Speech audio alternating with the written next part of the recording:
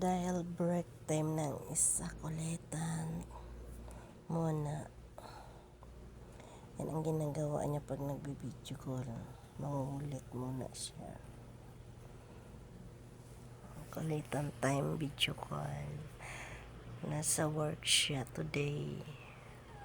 Yan, may OT sila ngayon. Tapos may bonus.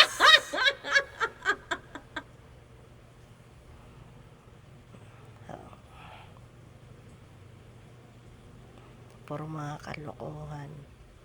Kakalugan ng mga pinagagawa.